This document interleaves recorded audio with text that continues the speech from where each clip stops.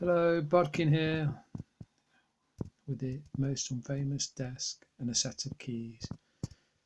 Well, if you're looking to buy a cheap used car in the cost of living crisis, then prices are going through the roof with cheap, affordable, economic cars.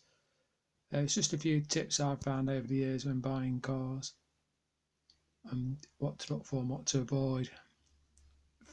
First of all, don't be frightened to ask a few questions. If you're dealing with somebody selling a car and they're evasive and don't give you clear answers, just avoid them.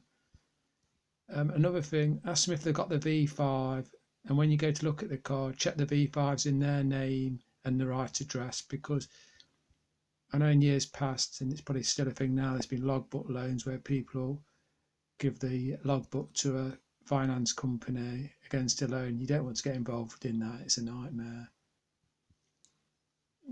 Previous former owners, people go on this, I want to buy a car that's had 12 previous owners, but sometimes it's passed from family member to family member, so having a few owners isn't the end of the world. The more crucial matter is when it was last changed. You can see this on the V5 normally. If it's the current owner's only had it for a few weeks or months, it's not a good sign. There could be issues with it. I'm just trying to think of a few more things I would look for with cars. Yeah, another good point is always look for a car that's got a good write-up, that's got a good reliability. Like, I've got a Toyota Aygo, they had a very good write-up. So, if you're buying a cheap car, stick to a petrol rather than a diesel. Diesels can go wrong and they're very expensive. I mean, when a set of common rail injectors can cost £1,000, and you're buying a car for two, it's just going to be a money pit. So a petrol car's going to be the way to go, and a reliable make and model. Just do your research and look on owners forums. They'll soon put you right on what to buy. When you go to look at the car, go and have a look when it's nice and light, so you can have a good look around the car. Make sure it's not raining, because that can cover up marks. You've got to be realistic when you're buying a cheap car. It's not having a pristine body or a brilliant interior. It's just the reliability of the car and how it drives. I mean, does it feel nice and tight when you drive? Another thing, I won't buy a car that's sawn, that's been taken off the road.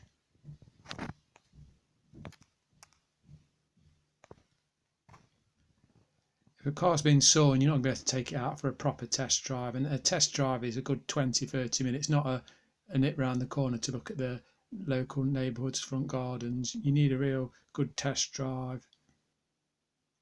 If a seller's not prepared to do that, or is sawn or not insured and taxed, I'd leave it alone. It's not worth the trouble. The test drive is absolutely crucial when you buy a used car. I mean, if you like the car, you do see some small problems with it, you can always negotiate with the seller, so that's not a problem at all. I mean, also get an insurance quote before you even think about looking at cars. And another good thing is if you can ever get cars from people and you know the car, they're normally really great. I know it won't always work out like that, but anyway, just a few thoughts there on my car buying experience over the years.